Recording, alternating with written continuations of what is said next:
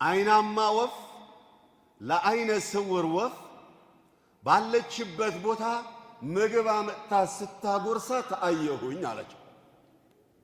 ገርሞኝ ቆሜ መታዘብ ጀመርኩ። አሁንም ሄደችና ሪዝቅ ፈልጋ ምግብ ፈልጋ አምጥቆ አለቻት። አፏን ከፈተች። አፏ ላይ ምግብ ጣል አድርጋላት ስትሄድ አየሁኝ።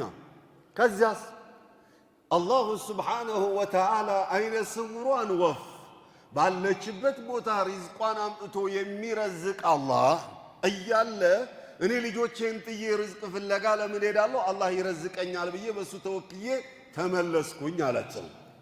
ኢብራሂም ምን ብለው አሉት? ማሻአላህ ተወኩል አጂብ ያለው ተወኩል ነው። ወመን የተወከል ዐለላህ ፈሁወ ሐስቡህ።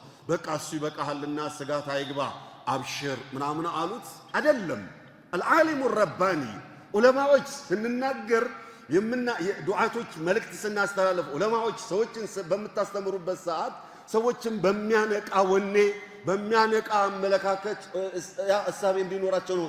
ከዛ ኢብራሂም ኢብኑ አድሐም ረሂመሁላህ ምን ብለው አሉት?